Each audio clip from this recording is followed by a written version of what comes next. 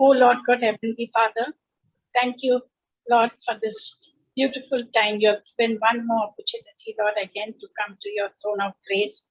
And now, Lord Jesus, as we going to have this Bible study, Lord, you anoint the person who's going to speak, my Father, because you're in control of everything, my Father. So I commit this Bible study into your hands, and I pray that many will join, Lord Jesus. Please, my Father. Thank you, Father, that you're a mighty God, you're a loving God, you're a God who knows everything, my Father. Thank you. Help us to understand, my Father. Help us to grow in you. Lord, help us, Lord Jesus, that we'll know you more and more day by day, my Father. Your mercies are new every day, my Father. Thank you, Father. We praise you and thank you in the precious and mighty name of our Lord and Savior. Amen. मत्ती 5 में देख रहे थे तो sermon on the mount, पहाड़ी का उपदेश हम शुरू किए थे, बीएटिट्यूड्स देखे थे और ये शुरू किए थे कि परमेश्वर मतलब यीशु मसीह कैसे जो मूसा के द्वारा जो नियम दिया था उसको उसका जो सही तरीका का जो इंटरप्रिटेशन है, समझ है, वो इसके बारे में हमने शुरू किए थे। तो उसी को हम ये क्लास में हम कंटिन्यू करेंगे और पूरा मत्ती 5 को हम पूरा देखेंगे पूरे तरीके से। और हम इधर ये देख सकते हैं कि मूसा का द्वारा परमेश्वर ने नियम दिया हुआ था और वो नियम को उस समय जो राबाई लोग थे, फरीसियों थे, वो लोग जब नियम को समझ रहे थे और लागू कर रहे थे, उनका थोड़ा सा समझ और लागू करना अलग हो गया था, जैसे परमेश्वर नहीं चाह रहे थे। और मतलब उसका तो यीशु मसीह उसके बारे में बोल रहे हैं कि आप ऐसा सुने होंगे। तो यीशु मसीह ने अपने चेले लोग से बात कर रहे हैं, वो पहाड़ के ऊपर से, और कुछ काफी लोग भी पास में बैठे हुए हैं, शायद वो लोग भी सुन रहे होंगे। और यीशु मसीह अभी अलग अलग जो व्यवस्था है और नियम दिया है उसको वो जो गलत सिखाया हुआ है, जो गलत समझ हुआ है फरीसियों के द्वारा, रबाई के द्वारा, उसको सही कर रहे हैं। और इसमें हम देख सकते हैं कि कभी भी यीशु मसीह ये नहीं बोल रहे हैं कि ऐसा लिखा हुआ है, कि उन्होंने ऐसा नहीं शुरू किया। मत्ती 5 में हम हमेशा वो ऐसे बोल रहे थे कि आपने ऐसा सुना होगा। उसका मतलब ये है कि जब भी ये बोल रहे हैं कि यीशु मसीह ये बोल रहे हैं कि आप जो आपने सुना है वो रबाई लोग हैं और फरीसी लोग हैं, उनका समझ है और वो समझ सही नहीं है। परमेश्वर का समझ क्या है, परमेश्वर क्यों ये नियम दिया है, ये लेके क्यों आया है, उसका समझ वो उसके बाद यीशु मसीह बताएंगे। और ये और इसके द्वारा यीशु मसीह ये नहीं बोल रहे कि ये जो समझ बिल्कुल गलती हो गया, मतलब ये समझ को और ऊंचा दिखा रहे हैं। परमेश्वर का सोच ये नियम के द्वारा क्या है, वो ऊंचा समझ में दिखा रहे हैं। हमेशा कोई भी नियम बनाते हैं, अभी काफी अलग अलग समाज है, अलग अलग देश है, अपना अपना नियम रखे हैं।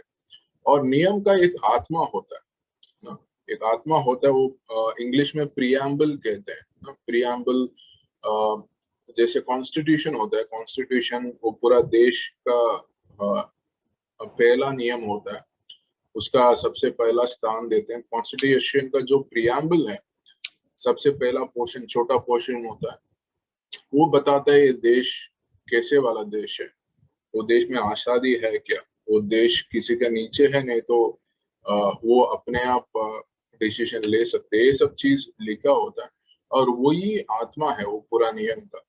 कभी कभी जो नियम समझ कर रहे हैं, नियम का लागू कर रहे हैं, वो लोग वो आत्मा जिस वजह से दिया हुआ है नियम, उसको छोड़ के जो लिखा हुआ है उसी के ऊपर जोर लगा सकते हैं ना। वो उसके वजह से हमारा समझ अलग हो सकता है। तो अभी आगे हम देखेंगे, जैसे अभी मत्ती 5 में 21 से 26, तो ये मर्डर के बारे में, जैसे खून करना, उसके बारे में लिखा हुआ है। हम थोड़ा पढ़ेंगे।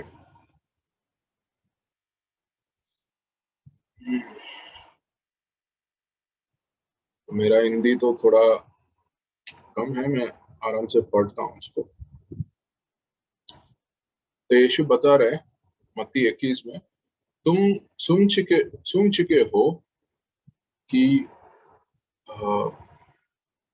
पूर्व काल के लोगों से, मतलब ये जो मूसा का नियम का समझ समझ के लोग को बताया ना, उनको बोल रहे हैं। पूर्व काल के लोगों से कहा गया था कि हत्या ना करना, और जो कोई हत्या करेगा वो कचरी में ढूंढ के योग्य होगा, कचरी में दंड के योग्य होगा।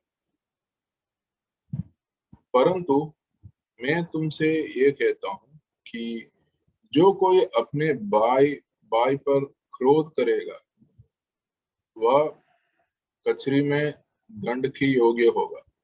और जो कोई अपने भाई को निकम्मा कहेगा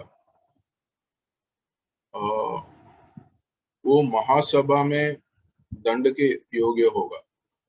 और जो कोई कहे और अरे मूर्ख, वो नरक की आग के दंड के योग्य होगा।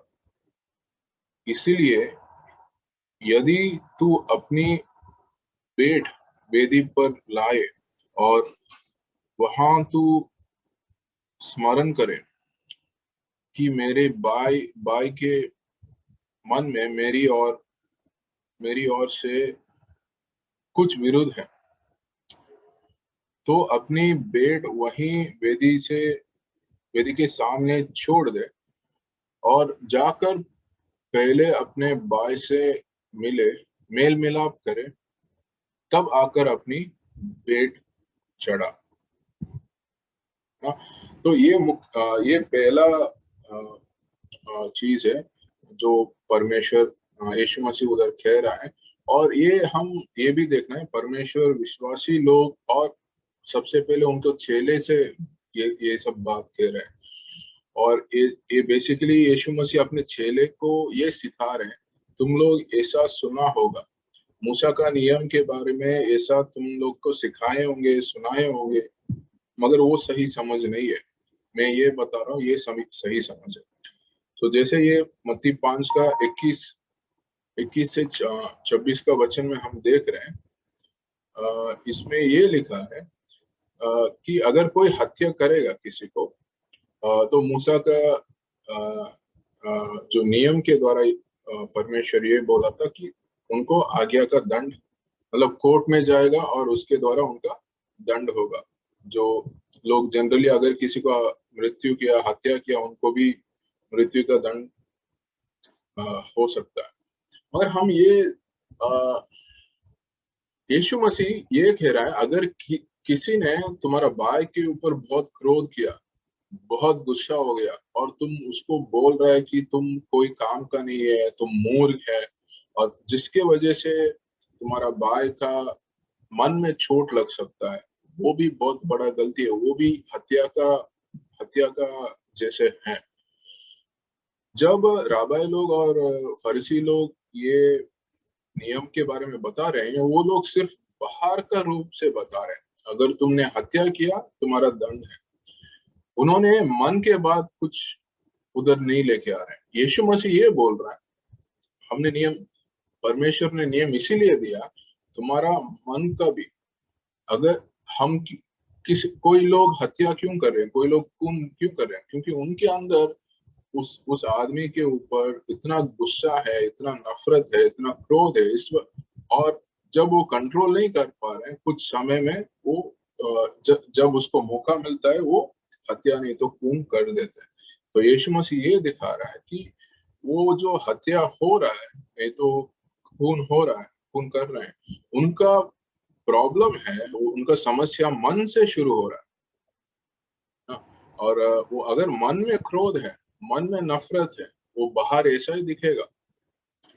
तो मेरा नियम का परमेश्वर का नियम का बात यह है, तुम्हारा अगर सिर्फ बाहर रूप में तुम हत्या खून करे, सिर्फ उसका दंडन नहीं है। अगर तुम्हारा मन में तुम क्रोध रखे, नफरत रखे, वो भी, उसका भी दंडन होगा।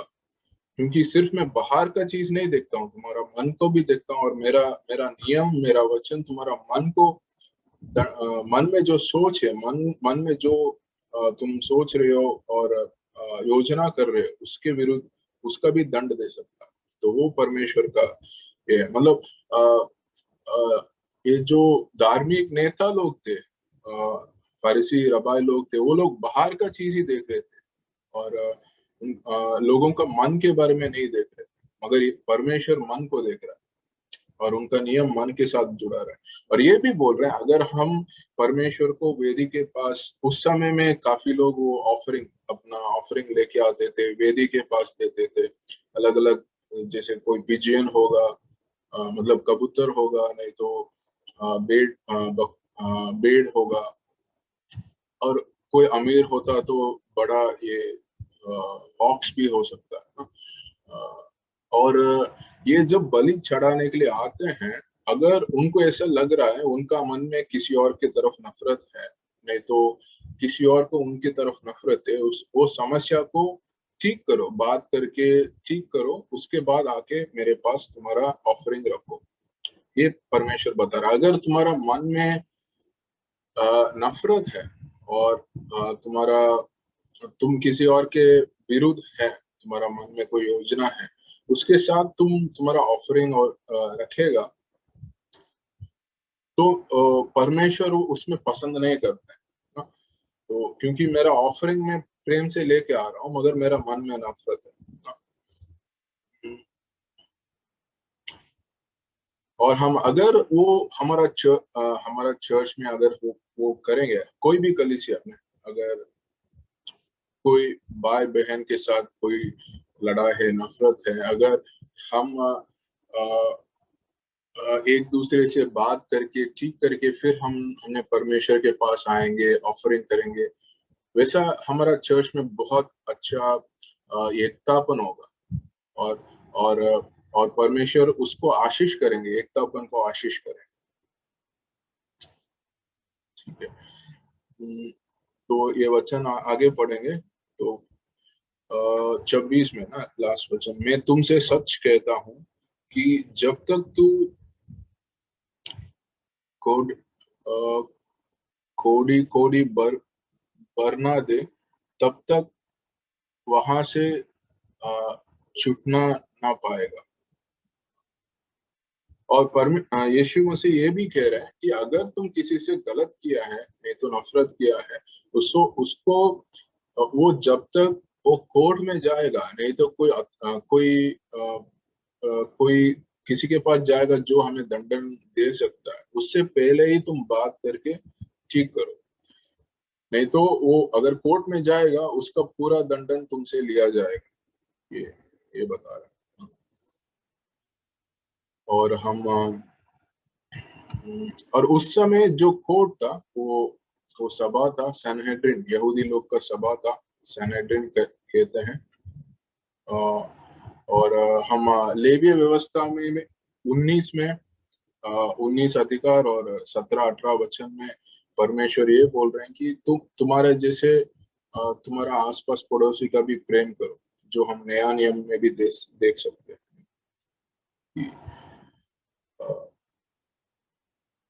और ये जो पंक्ति हम पढ़े हैं, इसके द्वारा हम मेन जो हम सीख रहे हैं ये है, हमारा सिर्फ बाहर का कार्य सिर्फ उसी का ही नहीं देखना है, हमारा मन को भी देखना है, हमारा हृदय को देखना है। हमारा हृदय, मेरा हृदय में क्या सोच चल रहा है, मेरा मन में क्या सोच चल रहा है, उसको भी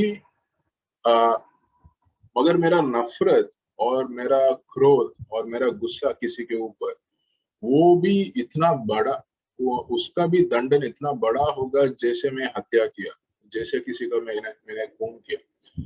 तो लोग और अगर सिर्फ हम मैं ये सोचूंगा मेरे अंदर नफरत है मगर उसको मैं कुछ किया नहीं, और परमेश्वर हमारा मन को देखता है, परमेश्वर के अंदर नफरत नहीं है लोगों के ऊपर। और अगर हमारा मन में नफरत नहीं है, बाहर शायद लोगों को पता नहीं चलेगा मगर परमेश्वर परमेश्वर हमारा मन को देखते हैं, वो पता चलेगा। अभी हम मत्ती 5:27 से 30 हम देखेंगे, ये जो गलत गलत रिश्ता के बारे में यीशु बता रहे हैं। तुम सुन चुके हो कि कहा गया था कि व्यभिचार ना करना, परंतु मैं तुमसे ये कहता हूं कि जो कोई किसी स्त्री पर मतलब शायद गलत दृष्टि डाले, वो अपने मन में उससे व्यभिचार कर चुका। यदि तेरी दाहिनी आंख तुझे टोकर सिलाए तो उससे निकालकर अपने पास से फेंक दे, क्योंकि क्योंकि तेरे लिए यही भला है कि तेरे आंखों में से एक नाश हो जाए और तेरा सारा शरीर नरक में ना डाला जाए। और उसके नीचे एक और वचन, जैसे हाथ के बारे में, अगर तुम्हारा दाहिनी हाथ गलत कर रहा है उसको काट काट सकते ताकि तुम्हारा पूरा शरीर नरक में ना जाएगा। तो ये वचन के बारे में बात करेंगे कि तो इसमें भी कि जो राबाई लोग थे, फारिसी लोग थे, उनका जो नियम का समझ ये था, अगर किसी ने जो शादी से पहले नहीं तो शादी के बाद किसी और औरत से अगर गलत संबंध रखे तो वो व्यभिचार होता है। और मगर यीशु यीशु मसीह ये बोल रहे हैं सिर्फ बाहर का रूप नहीं है।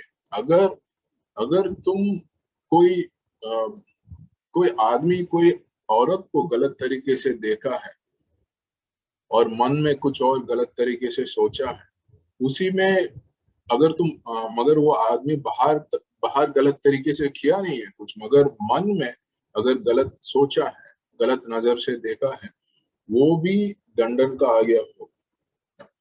हम ये पूरे मत्ती 5 में ये देख सकते, परमेश्वर हमारा मन को देख रहा है, सिर्फ बाहर का कार्य नहीं है। मैं बाहर का कार्य अच्छा करके मैं मनुष्य के सामने अच्छा दिख सकता हूँ, मनुष्य सोच सकते अरे ये तो बहुत सही आदमी है, अच्छा आदमी है और ये कुछ गलत नहीं करता है, समाज में अच्छा है, मगर मेरा मन शायद बाहर लोगों को पता नहीं हो पाएगा काफी समय में, मगर परमेश्वर हमारा मन को देख रहा है। क्योंकि अगर कोई आदमी ऐसा गलत देखेंगे, गलत सोचेंगे, उसी के उसी के द्वारा ही वो लोग बाद में कोई समय में जब ऐसा गलत मौका मिलेगा, वो लोग ऐसा करने का सोच आएगा। तो परमेश्वर हमारा सोच और हमारा आंख को देखभाल करने के लिए, मतलब उस सोच से ही सब शुरू होता है। तो सोच का भी दंडन है, सोच भी उतना ही बुरा है जितना अगर कोई वो आदमी कार्य करेगा। तो वो परमेश्वर ये इसके बारे में बोल रहे हैं। वो ये चाहता है कि हमारा अंदर स्वच्छता चाहता है ना, हमारा मन में दिल में स्वच्छता और पवित्रता चाहता है, क्योंकि वो पवित्र है, वो स्वच्छ है। और जब ये वचन है 19:30 में, मत्ती 5:19-30 में ये बोल रहे हैं कि ये ऐसे ही नहीं समझना है कि मेरा आंखों को निकालना है, मेरा हाथों को निकालना है अगर गलत किया तो समझ ये नहीं है। यीशु ये बता रहे हैं कि ऐसा ऐसा जो स्थिति है, अगर कोई सिचुएशन है, कोई एनवायरनमेंट है, वैसा जगह पे ना जाओ, वैसा जगह पे ना रहो जो तुम गलत कर सकता है। तो तुम्हारा हाथ गलत कर रहा है, ऐसा वो उसको इस्तेमाल ना करो। जो गलत करने का सोच आएगा तब इस्तेमाल मत करो। अगर आंखों के साथ गलत हो सकता है, उस समय आंखों को इस्तेमाल मत करो। वही बात है, अगर कोई दारू पी रहा है, किसी का दारू पीने का गलत हैबिट है, ये तो स्मोक करने का गलत हैबिट है। अगर वो दारू जो पीने का मन लग रहा है, वो अगर कोई दारू का जो दुकान है उसके पास जाएगा, उसके पास नहीं जाना है, उसके पास अगर जाएगा, नहीं तो जो दारू पी रहे हैं उनके साथ फ्रेंडशिप संगति रखेंगे, और वो दारू बार बार पीने का आदत कैसे छोड़ेगा। तो अगर मुझे लग रहा है कि अगर मैं दारू पी रहा हूँ काफी और मुझे एडिक्शन है, तो ये वचन के द्वारा ये बोल रहे हैं, तो वो सिचुएशन तुम मत जाओ। मैं दारू का दुकान है तो उधर से मैं दूर जाना है, उधर के उसके पास नहीं जाना। अगर दारू पीने का लोग मेरे पास आ रहे हैं संगति करने के लिए, मैं उससे दूर जाना है, उसके साथ समय नहीं बिताना है। अगर ऐसा कार्य करूंगा, वो गलत से मैं मुझे बचा सकता हूँ। तो वो ये वचन का सही समझ है।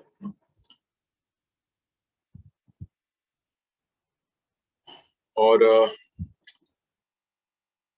डाइवर्स के बारे में मत्ती 5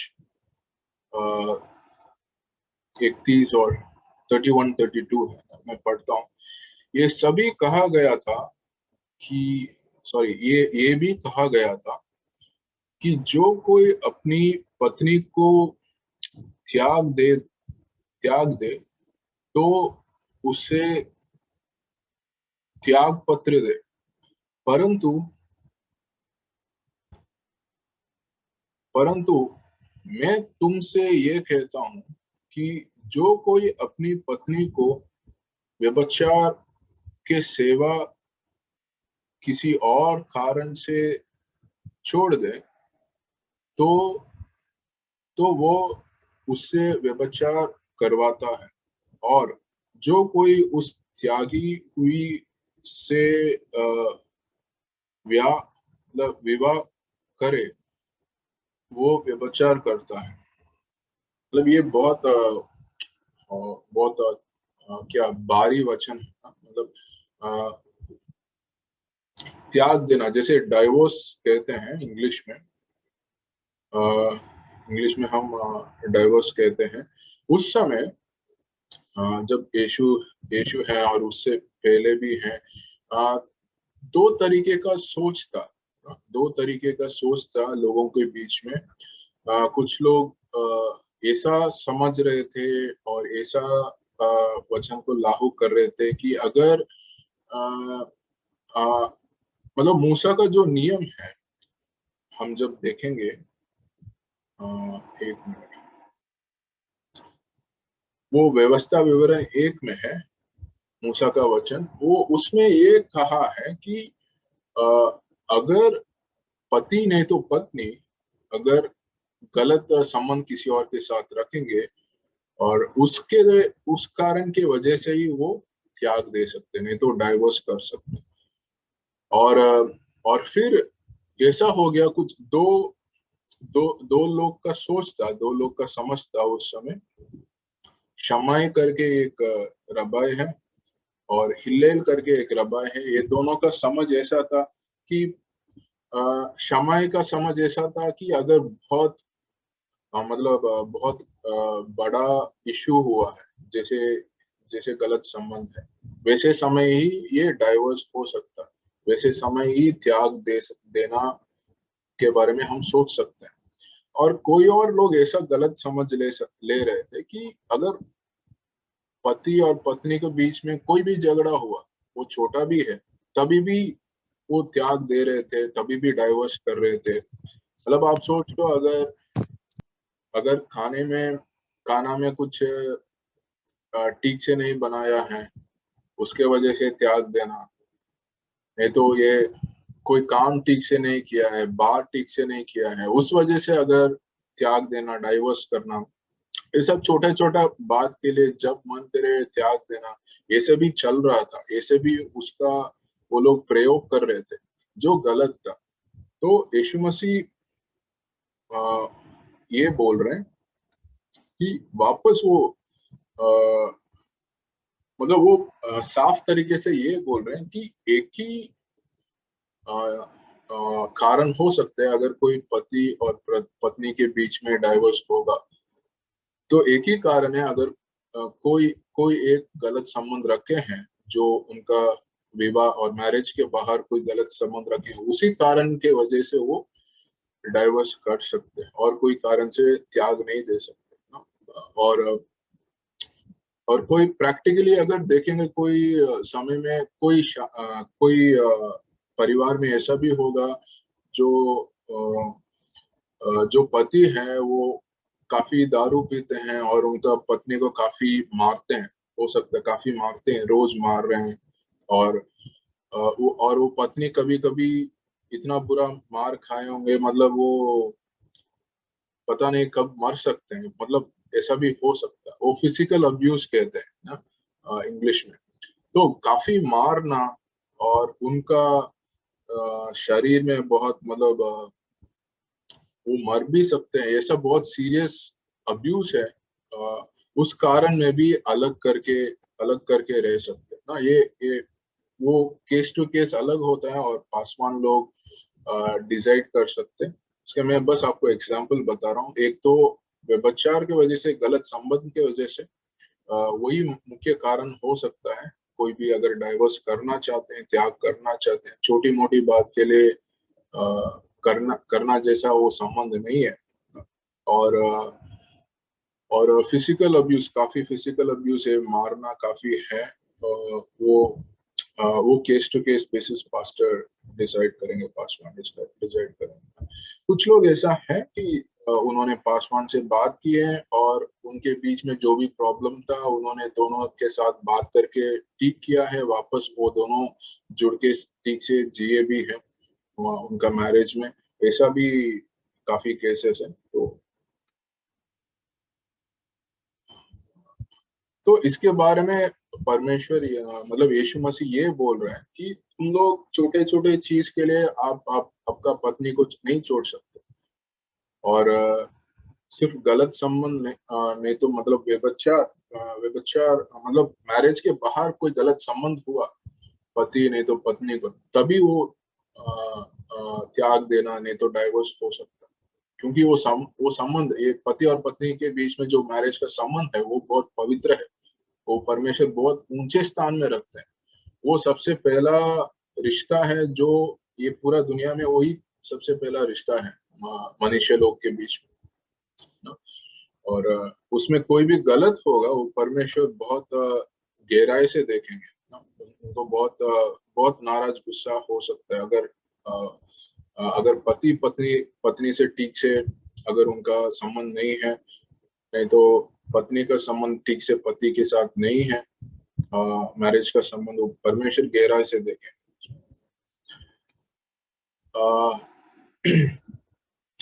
ठीक है, अभी हम मत्ती 5:23 से 27 ना, मत्ती 5:33-37, जैसे वो कसम लेना ना, प्रॉमिस करते हैं लोग, उसके बारे में हम देखेंगे।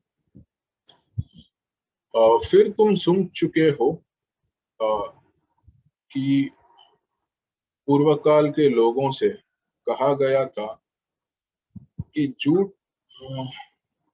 झूठी शपथ ना खाना, परंतु प्रभु के लिए अपनी शपथ को पूरी करना। परंतु मैं तुमसे ये कहता हूं, अभी यीशु कह रहा है, कि कभी शपथ ना खाना, ना तो स्वर्ग की, क्योंकि वो परमेश्वर का सिंहासन है, ना धरती की, क्योंकि वह उसकी पाँवों की चौकी है, ना यरूशलेम की, क्योंकि वह महाराजा का नगर है। अपने अपने सिर की भी शपथ ना खाना, क्योंकि तू एक तू एक बाल भी ना उजाला मतलब तू एक बाल को भी ना उजाला ना काला कर सकता है, परंतु तुम्हारा हो बात हाँ कि हाँ, या ना कि ना है, नहीं कि नहीं है, क्योंकि जो कुछ इससे अधिक होता है वो बुराई से ही होता है ना। तो ये वचन ये कह रहा है कि शपथ लेने के बारे में काफी लोग शपथ कर सकते हैं उस समय, जैसे यीशु मतलब परमेश्वर के नाम से, नहीं तो यरूशलेम नगर के नाम से, धरती के नाम से, स्वर्ग के नाम से लोग शपथ देते थे। आजकल भी हम देख रहे हैं कुछ लोग बोलते हैं माँ कसम मैं ये नहीं करूंगा, मेरे कसम मैं नहीं करूंगा, तुम्हारा तुम्हारा सर के ऊपर मैं हाथ रख के बोलता हूँ, तुम्हारा कसम मैं ऐसा गलत नहीं करूंगा। तो क्या होता है अगर कोई ये पुराना नियम में भी लिखा है लेवीय व्यवस्था में, और निर्गमन 20 में जब मूसा का नियम दिया हुआ था, परमेश्वर ये साफ बोला है परमेश्वर का नाम गलत तरीके से इस्तेमाल नहीं करना। अगर मैं बोल रहा हूँ परमेश्वर का नाम से मैं कुछ करूंगा,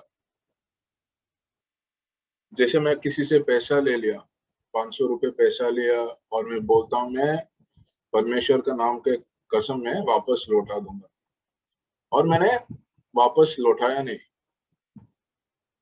तो क्या हो गया, मैं परमेश्वर का नाम को छोटा कर दिया, परमेश्वर का नाम को गलत इस्तेमाल किया। और वो परमेश्वर की जगह कोई और चीज भी रख सकते हैं, कोई मतलब मेरे ऊपर मैं कसम कर सकता हूँ, किसी और के ऊपर कसम कर सकता हूँ, और परमेश्वर ये बोल रहा है तुम एक बाल का जो रंग है उसका भी तुम बदल नहीं सकते। आज तो डाई आ गया, लोग डाई करते हैं, और कुछ दिन के लिए वो अलग रंग का बाल करते हैं, मगर हमारा हाथ में, अगर अगर मुझे मेरा बाल वाइट हो गया और मैं उसको ब्लैक चाहता हूँ, मैं नहीं कर सकता, मेरे पास वो उसका क्षमता नहीं है।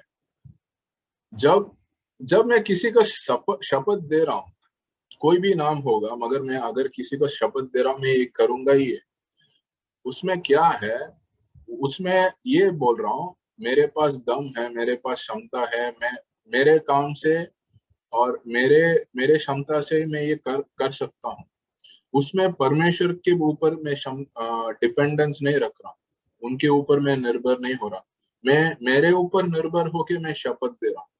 मैं जब शपथ देता हूँ मैं मेरे ऊपर और मेरे कार्य मेरे क्षमता के ऊपर निर्भर रख के मैं शपथ दे रहा हूँ, और अगर मैं शपथ पूरा नहीं किया, और जिसके जिसके नाम लेके मैं शपथ दिया हूँ उनका नाम को मैं बुरा कर रहा हूँ, और परमेश्वर के नाम इतना पवित्र है, ऊंचा है, मैं कैसे बुराई कर सकता हूँ।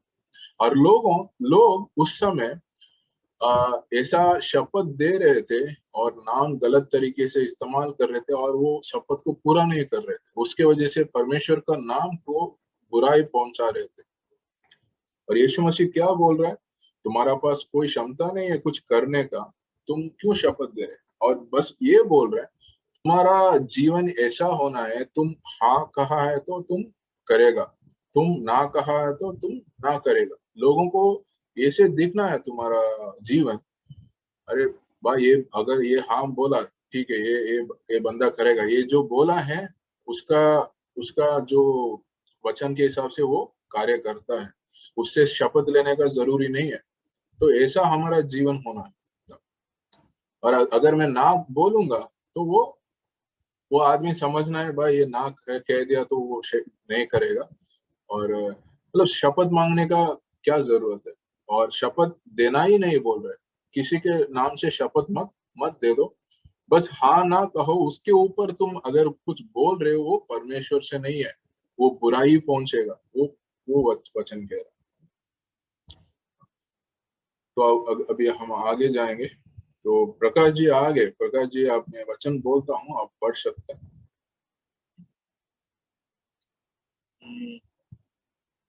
मत्ती 5 में अभी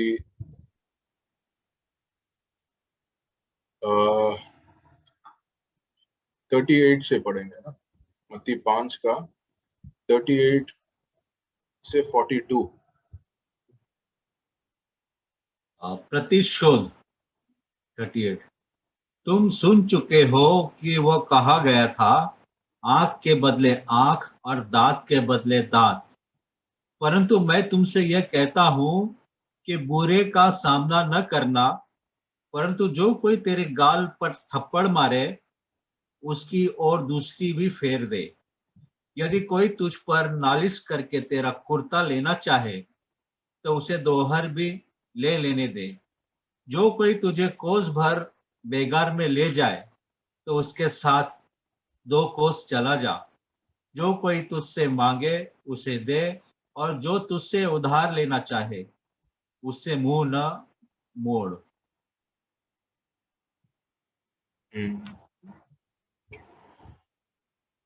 तो ये वचन में हम ये देख सकते हैं, जैसे पुराना नियम में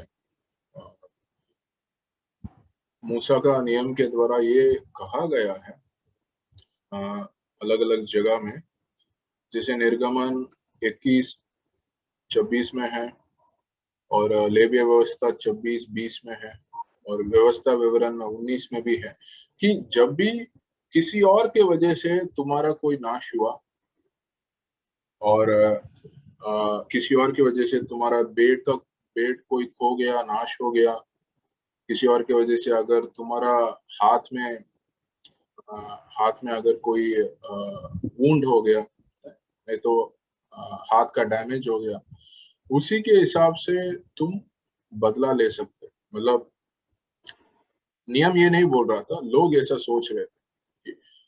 मतलब उसी जब तुम कोर्ट में जाएगा, कोर्ट का मतलब इधर ये है जो यहूदी लोग का समाज है, सभा है, जहाँ पे लीडर्स बैठे होते हैं, उनके पास लेके आते हैं, मेरे पास ये बुरा हुआ, आप ये सोच के आप मुझे नियम दीजिए कि क्या करना है, जो मुझे नाश पहुंचाया वो क्या करना है, वो आप बताइए, ऐसा आएंगे। ये जो पंक्ति हम देख रहे हैं, हम अगर निर्गमन लेवी व्यवस्था और व्यवस्था विवरण में हम देख सकते हैं अलग अलग पंक्ति में कि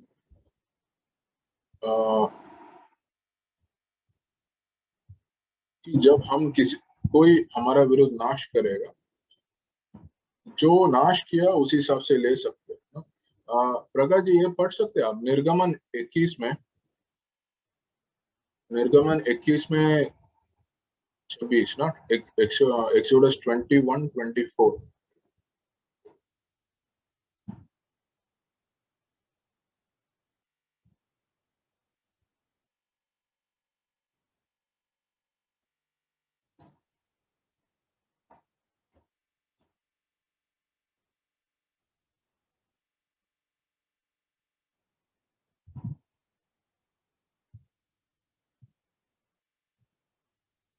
आप म्यूट में है, म्यूट में।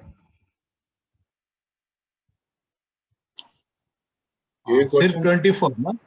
में उसके ऊपर भी पढ़िएगा, एक्सोडस 23 अच्छा। भी पढ़िएगा।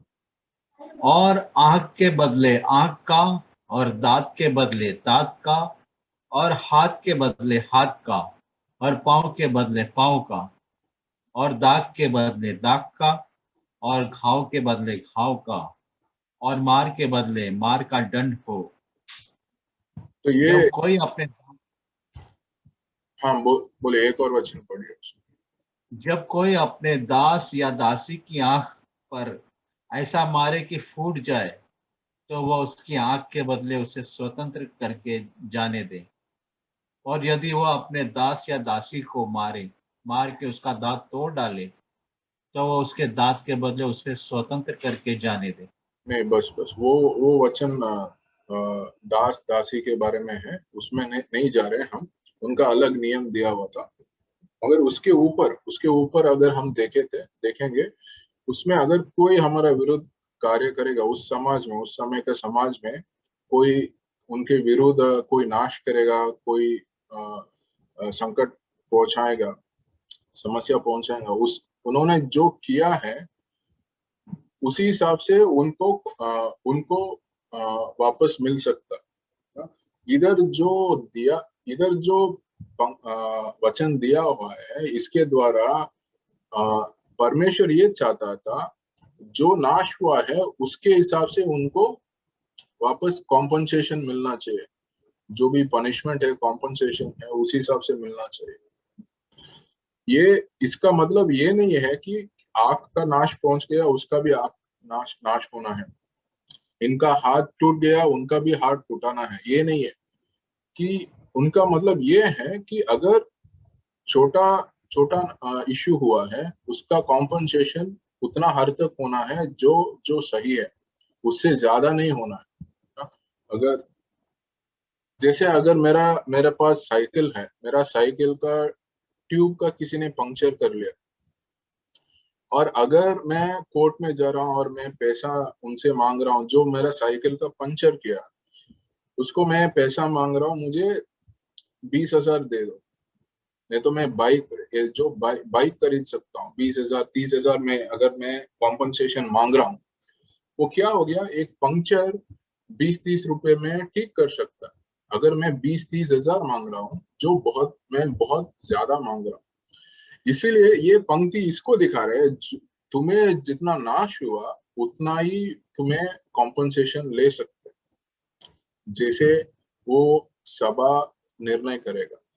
और उस समय लोग छोटा चीज का भी बहुत ज्यादा मांग रहे थे, सभा का लोग अलग अलग सोच के उन्होंने दे रहे थे। और ये पंक्ति का ऐसे भी गलत समझ दिया हुआ था, गलत शिकायत था कि अगर तुम्हारा हाथ में कुछ किसी ने विरुद्ध किया है तुम उसका हाथ का भी नाश कर सकते हैं, मतलब बदलाव लेने का समझ दे दिया उनका। मगर परमेश्वर का ये नियम का समझ वे ये नहीं था, मगर ये रब्बाई लोग और फरीसी लोग गलत समझ लिया कि तुम ये पंक्ति के द्वारा वो बदलाव ले सकता है करके उन्होंने समाज में लेके आया। मगर काफी अलग अलग पंक्ति है। अगर प्रकाश जी आप लेवीय व्यवस्था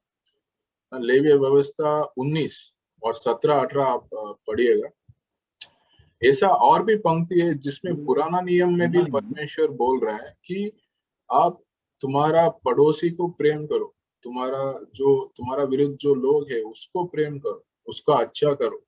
वो ये पंक्ति में नया में पुराना में है, तीसरा तीसरा पुस्तक है ना, निर्गमन के बाद लेवीय व्यवस्था है, लेवीय व्यवस्था 19, 17, 18। पुराना में मैं पढ़ता हूँ।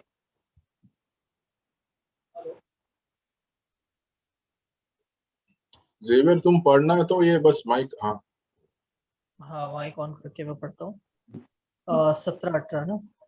अपने मन में एक दूसरे के प्रति बैर न रखना, अपने पड़ोसी को अवश्य डांटना नहीं, तो उसके पाप का भार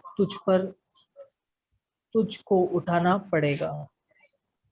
पलटा न लेना और न अपने जाति भाइयों से बैर रखना, परंतु एक दूसरे से अपने सम्मान प्रेम रखना, मैं यहोवा हूँ। तो तुम्हारा मन में नफरत ना रखो, क्रोध ना रखो, और तुम्हारा पड़ोसी को प्रेम करो, उनका उनका विरुद्ध कोई बदलाव ना ले लो, ये भी सिखाया हुआ है। मतलब और वो जो वचन है वो दूसरा पंक्ति जो हमने पढ़े थे निर्गमन 21 में, और उसका गलत समझ लेके आप समाज में आप बदलाव भी ले सकते करके लोग सिखा रहे थे उस समय। तो यीशु मसीह उसके विरुद्ध वो बात कर रहा है ये पहाड़ी उपदेश में। और जैसे हम पढ़े थे मत्ती 5:38-42 में हम पढ़ रहे थे कि ये पंक्ति यीशु मसीह ये बोल रहा है कि वो निर्गमन में हमने देखे हैं जो दांत का दांत है, आंखों का आंख है, वो इसीलिए दिया हुआ था जो नाश हुआ है उससे ज्यादा आपको वापस कॉम्पनसेशन नहीं ले सकते, नहीं पूछना। उसके तौर पर वो पंक्ति दिया हुआ है। और ये भी बोल रहे हैं कि तुम्हारा पड़ोसी का प्रेम करो, जो तुम्हारा विरुद्ध आए है उसको प्रेम करो, क्योंकि वही परमेश्वर का चरित्र है, वही उनका कैरेक्टर है। और हम बदलाव लेने का जरूरत नहीं है, हम प्रेम करने का जरूरत है, वो अच्छा रास्ता है। प्रेम करना और बदलाव ना लेना अच्छा रास्ता है, उसका भी हमने लेवी व्यवस्था से हम पढ़े थे। और दूसरा चीज ये हम याद रखना है, इधर जब बात कर रहे हैं कि ये बात लोगों के बीच में, समाज के अंदर किसी का विरुद्ध किसी ने आया, बुरा किया, उसके बारे में परमेश्वर बात कर रहे हैं कि समाज का, पूरे समाज का विषय, पूरे देश का विषय का नहीं बात कर रहे कि अगर पूरा देश में कोई सब काफी लोग का अगर पाप किया, काफी लोग का विरुद्ध पाप किया, काफी लोग का गलत पहुंचाया, एक आदमी ने, एक कंपनी ने, नहीं तो गवर्नमेंट ने, नहीं तो वो समाज, तो उसके बारे में नहीं बात हो रहा है इधर। इधर पर्सनल इन्होंने, मतलब एक व्यक्ति दूसरा व्यक्ति को, नहीं तो एक परिवार दूसरा परिवार को, उसके बारे में बात हो रहा है। अभी लास्ट पोर्शन पढ़ेंगे हम मत्ती 5 में, मत्ती 5 43 to 48 ना, प्रेम के बारे में। प्रकाश जी, आपके पास है तो पढ़िएगा 43 से 48 मत्ती 5। शत्रुओं से प्रेम। तुम सुन चुके हो कि कहा गया था, अपने पड़ोसी से प्रेम रखना और अपने बैरी से बैर।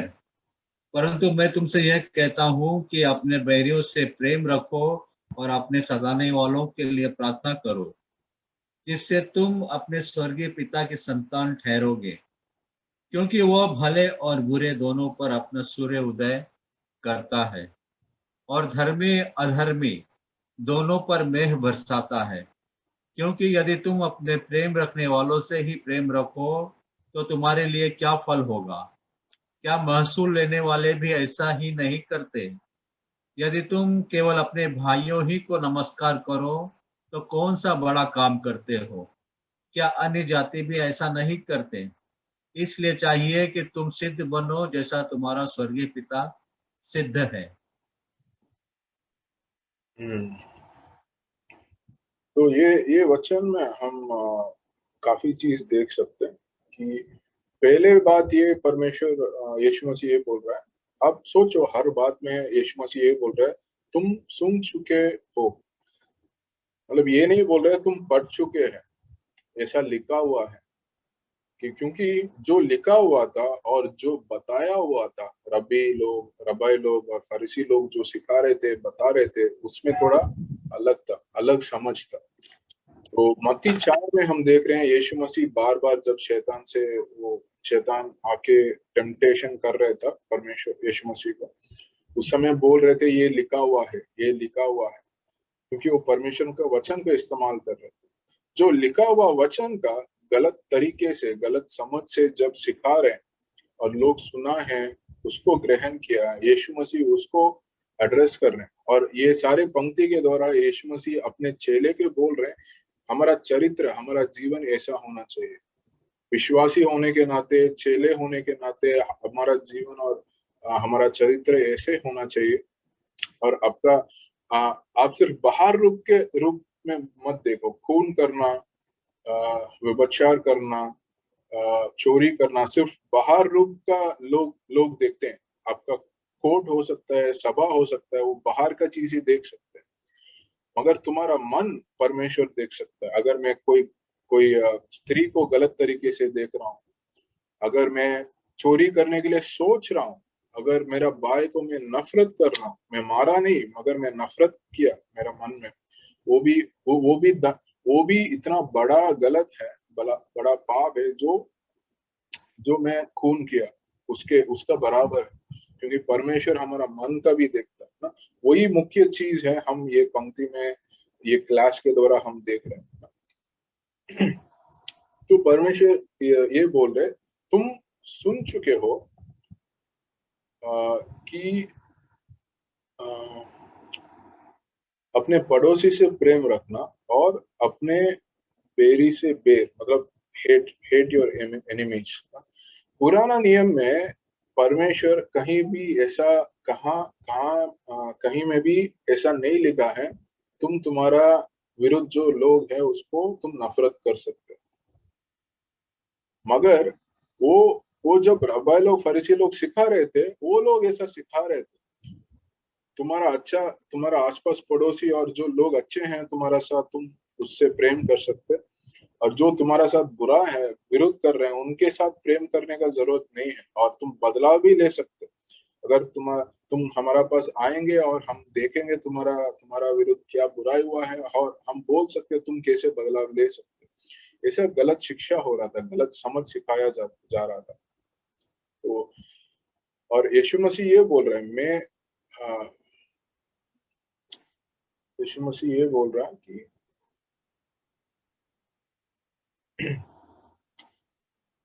जो तुझे उधार लेना चाहे उससे, तो वो तो पुराना है। हाँ, अपने 44 में, परंतु मैं तुमसे ये कहता हूँ कि अपने बैरियों से प्रेम रखो और अपने सताने वालों के लिए प्रार्थना करो। ये पंक्ति हमें बहुत अलग करता है, क्योंकि ऐसा ऐसा पंक्ति और कोई किताब में आप नहीं पढ़ोगे, ऐसा वचन और कोई किताब में जो मनुष्य लिखा हो, जो बोलेंगे मतलब मेरा स्क्रिप्चर है, अलग अलग ग्रंथ होता है, कोई भी ग्रंथ और कोई भी स्क्रिप्चर में, कोई भी बुक में ऐसा नहीं लिखा है तुम्हारा विरुद्ध जो आ रहे हैं उसको भी प्रेम करो, उसके लिए प्रार्थना करो। तो ये पंक्ति दिखा रहा है परमेश्वर का मन क्या है कि,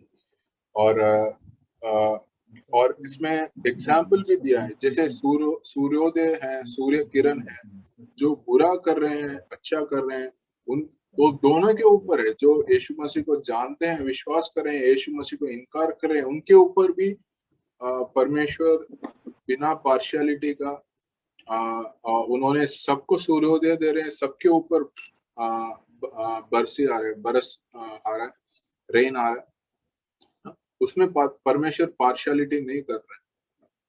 और ऐसा नहीं बोल रहे हैं ये बुरा कर रहा है उसको मतलब जो बुरा किया उसका दंडन और उसका कॉन्सिक्वेंस जरूर होगा, क्योंकि परमेश्वर न्याय है। मगर उनका जो अच्छापन है वो उसमें कोई बदलाव नहीं होगा। बुरा करने वाला का भी उनका अच्छा सोच होता है, अच्छा योजना होता है आगे के लिए, मगर वो बुरा करने वाला वो, और जो विश्वास ना करने वाला वो खुद सोच रहा है मैं ऐसा करना, वो खुद चुन रहा है, उसका कार्य के लिए दंडन और नहीं तो उसका कॉन्सिक्वेंस होगा।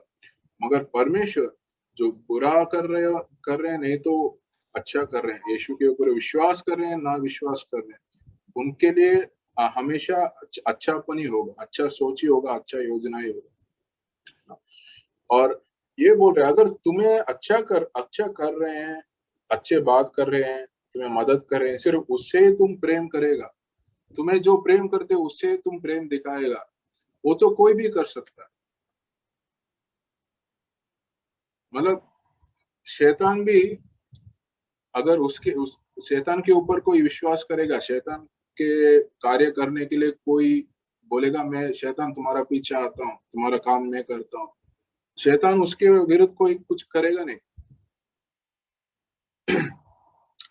मतलब शैतान के साथ कोई जाएगा, शैतान उसके विरुद्ध भी नहीं करेगा। अगर हम ऐसा सोचेंगे मेरे से जो अच्छा है, मेरे साथ जो प्रेम कर रहा है, सिर्फ उसी को मैं प्रेम दूंगा, सिर्फ उसी को अच्छा करूंगा, और जो बुरा कर वो कोई भी कर सकता है। तो यीशु मसीह ये बोल रहे हैं कि जो बुरा कर रहे हैं उसके लिए प्रार्थना करना, जो सताव दे रहे हैं, बुरा कर रहे हैं उसके लिए प्रार्थना करना, जो बुरा कर रहे हैं उसको तुम अच्छा करना, वही वही मेरा चरित्र है और वही मेरा जीवन है। और तुम लोग मेरे बच्चे हैं, तुम्हारा जीवन में भी, तुम्हारा सोच में वही मैं देखना चाहता हूँ। तुम लोग मेरा चेले हैं, मेरा विश्वासी है, तुम लोग के जीवन में भी वही मैं देखना चाहता हूँ, वो परमेश्वर बोल रहा है। एक तो एग्जाम्पल बोल के मैं ये क्लास को खत्म करूंगा, एंड करेंगे।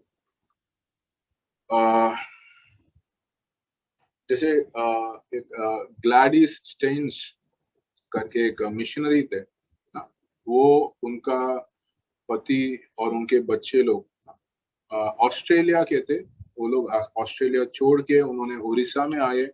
उड़ीसा में कोढ़ी लोग, लेप्रेसी का लोग थे, उनके बीच में वो सेवा कर रहे थे, यीशु मसीह के बारे में बता रहे थे।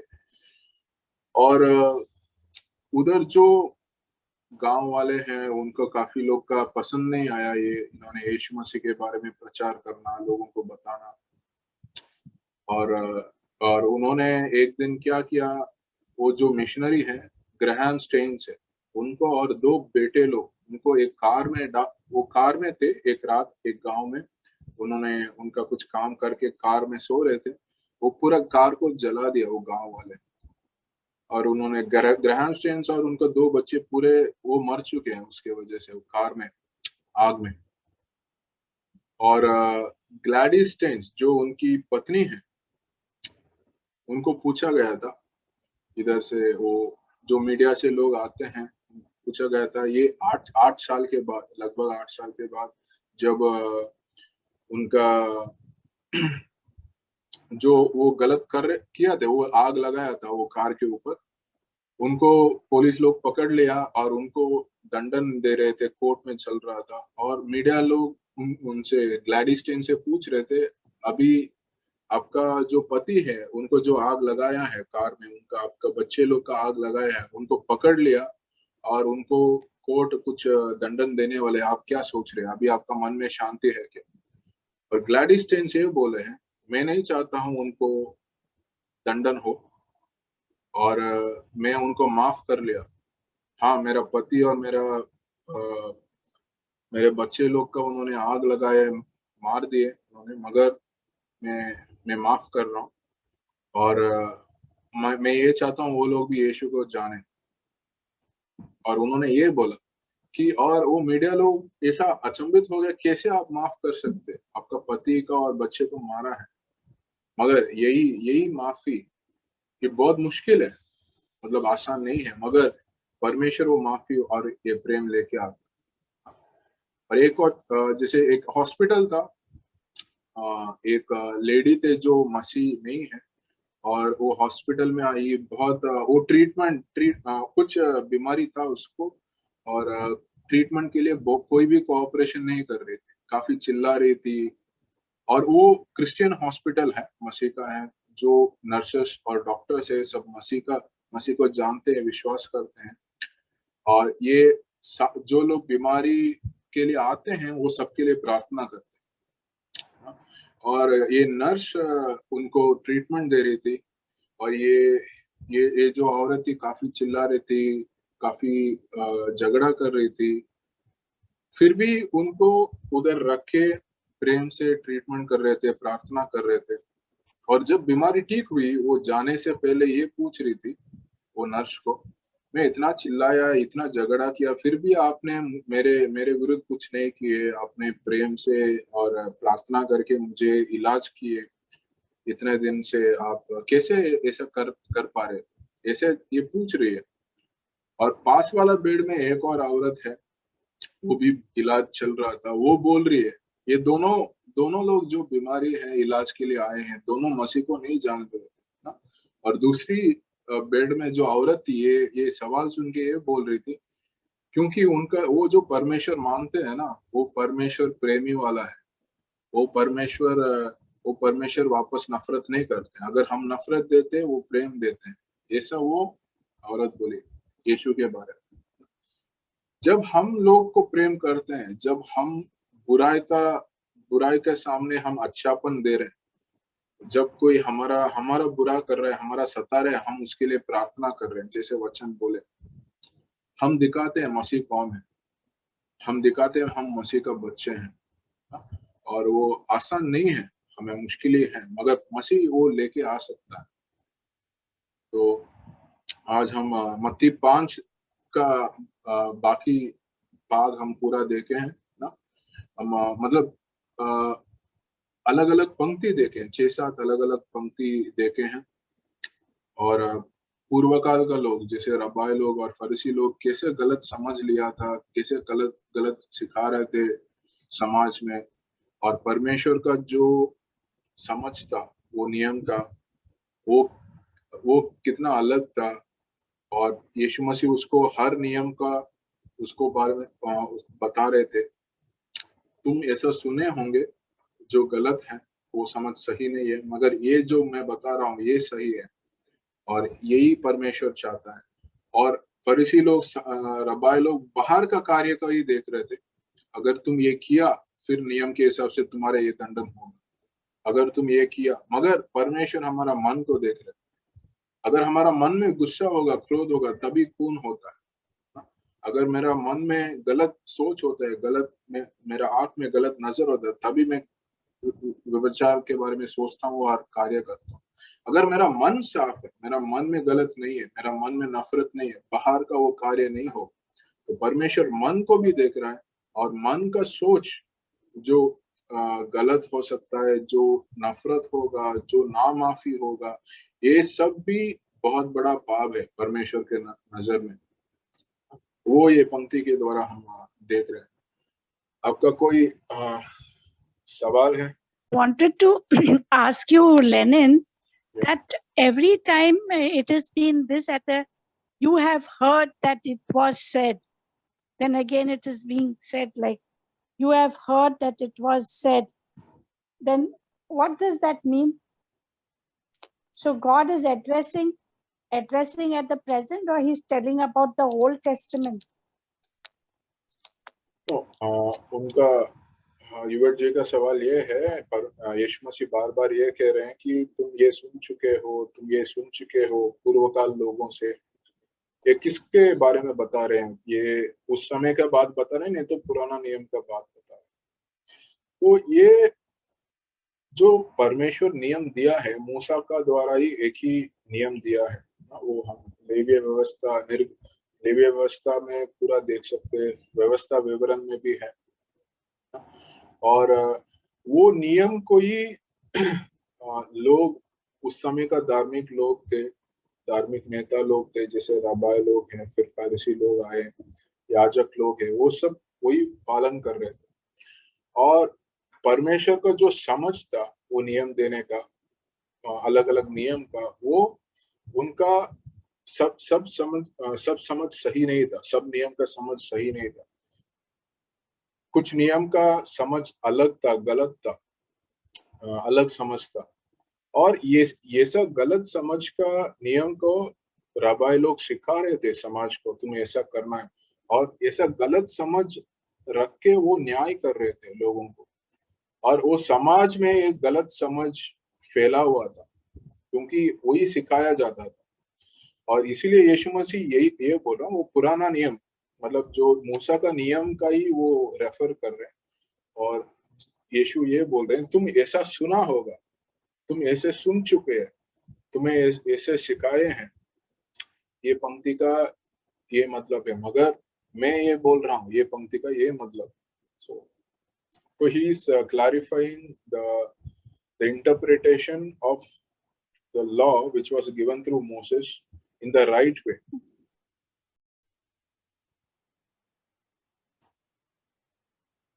Okay, did you get it? Does it make clear? Yeah, because it is given in that verse 21. You have heard that it was said in the to the people long ago. Yeah. Long ago, yes. That means it must be that reference is made about. Yeah, see, और कोई नियम नहीं था ना, मूसा के द्वारा जो नियम दिया उसके अलावा परमेश्वर अलग नियम कोई नहीं दिया। There is only one law given. Yes. And that वही नियम को लोग सिखाए जाते थे, जैसे और वंश के बाद वंश लिखा होगा, और जो मुंह के द्वारा भी बोल के सिखाया जाता, और समझ अलग हुआ है। परमेश्वर एक समझ से नियम दिया है, और कुछ पंक्ति को जब सिखा रहे थे, कुछ जब समझ ले रहे थे, उनका समझ अलग हुआ है। जैसे हम देख रहे थे बदलाव लेने के बारे में, और शपथ लेने के बारे में, त्याग देने के बारे में, पति पत्नी का मतलब डाइवोर्स करने के बारे में, गलत नजर से देखने। और ये हम देख रहे हैं कि परमेश्वर हमारा मन और दिल में जो हम सोच रहे हैं उसको गहराई से देख रहा है। बाहर का कार्य उससे ही उत्पन्न हो रहा है, और जो नियम पाल रहे हैं, न्याय कर रहे हैं, वो लोग बाहर का रूप का ही सिर्फ देख पा रहे हैं। तो जेवियर, यू वांट टू से? जेवियर, कुछ शेयर करना है, कोई सवाल?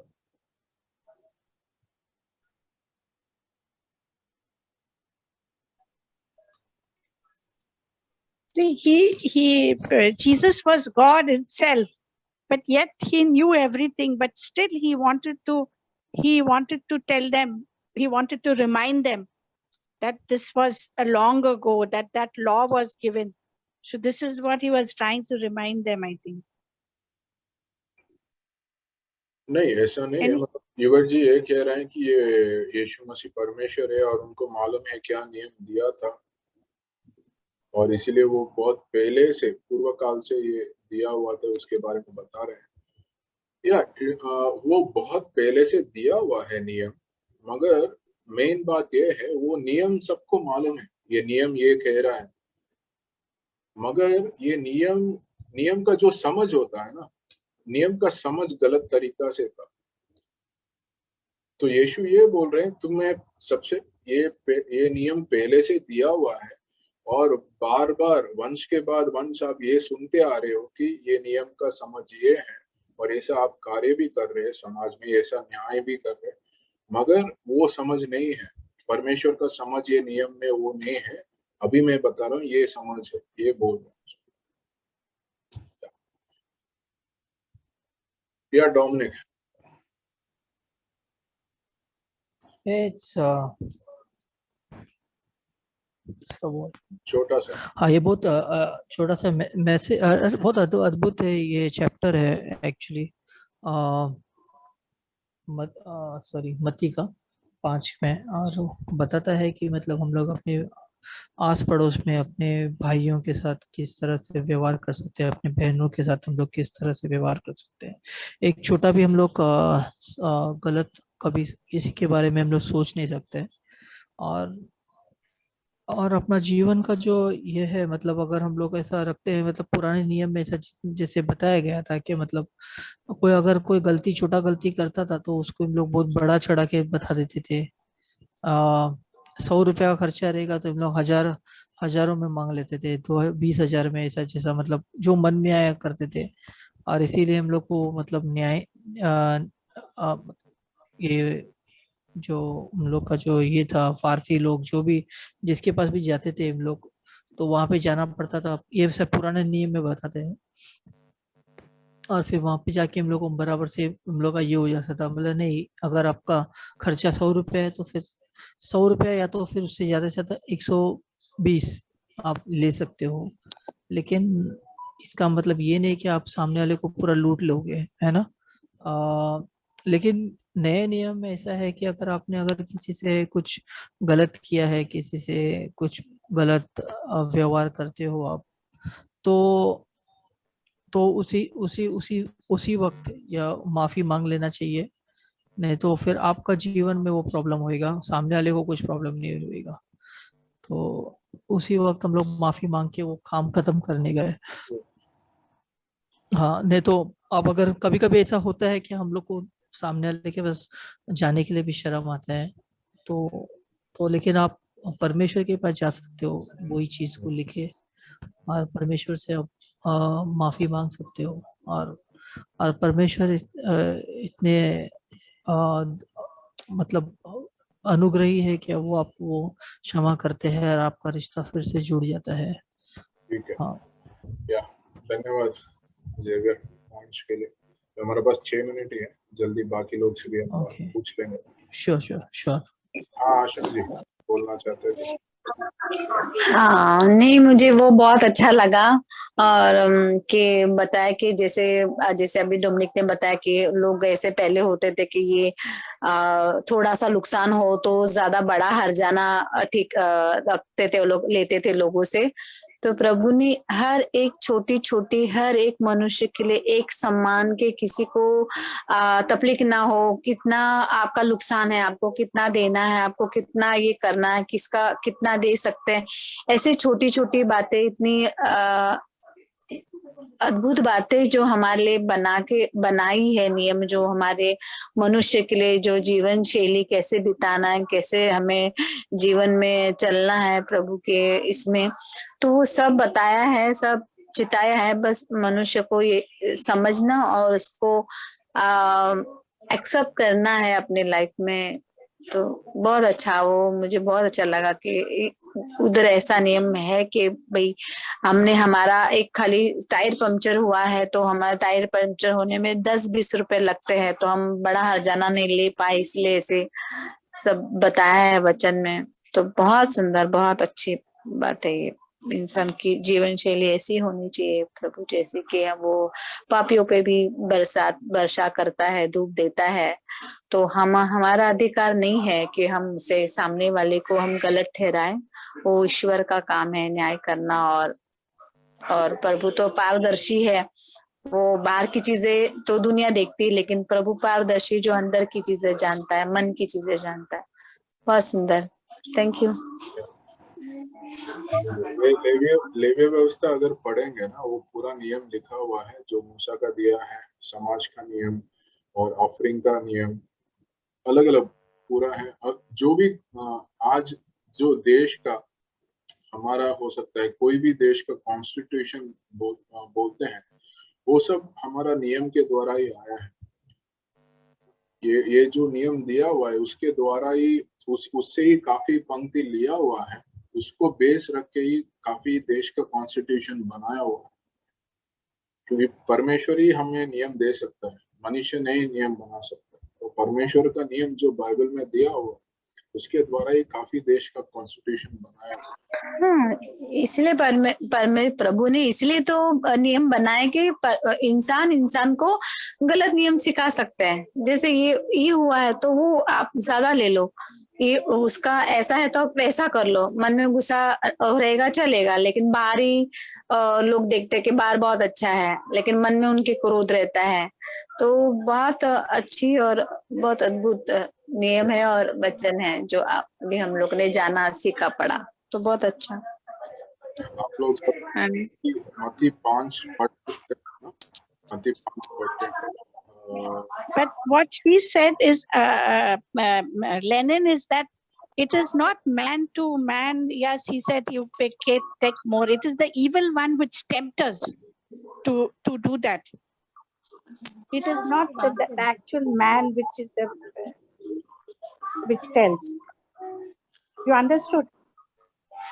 क्या है तो आशा जी का एक पॉइंट था कि मतलब मनुष्य गलत नहीं कर रहा था, शैतान उसको गलत करने के लिए इच्छा दे रहा था। मतलब हमारा पुराना पापी स्वभाव है, जब आदम पाप किया है उस समय से ही पाप का स्वभाव है, और शैतान भी कार्य करते हैं। तो शैतान हमेशा विरुद्ध है। वो जो बोले हैं, वो जो शैतान का कार्य है वो सही है, सच्चाई है। और मनुष्य का मन में भी पापी स्वभाव है, और मनुष्य खुद भी कर सकता है, परमेश्वर का नियम तोड़ सकता है, दोनों है। Simple nature. गोपी जी आपको कुछ कहना है? हाँ, नहीं सर, अच्छा है। मैं वचन सुन रहा था, आपका जो बताया सब पूरा, तो जो मनुष्य के लिए जो जो चाहिए वो परमेश्वर ने दिया, लेकिन उसको पीछे कोई ज्यादा करके फॉलो अप नहीं करता है। जो इसको मालूम है वो लोग प्रभु को जानते हैं, वो लोग फॉलो करते हैं।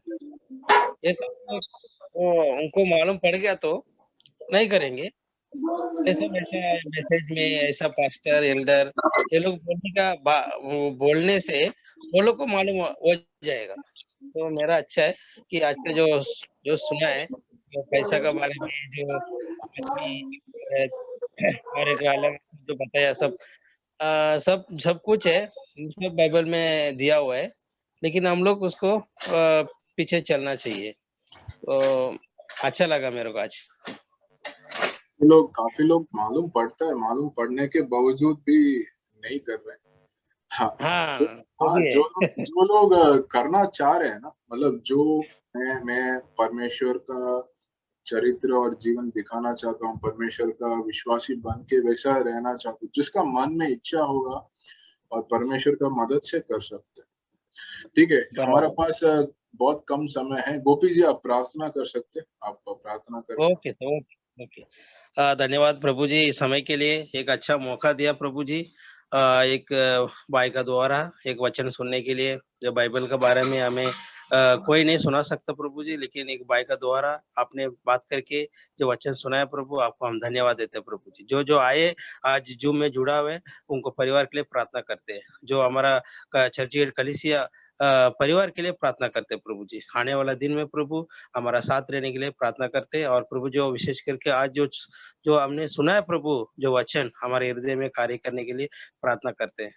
अभी तक हमें संभाल कर रखा, हर एक हमारे ऊपर प्रेम रखा, उस कारण के लिए आपको हम धन्यवाद देते हैं प्रभु जी। ये छोटी सी प्रार्थना हमारा प्रभु यीशु मसीह का नाम पे मानते हैं।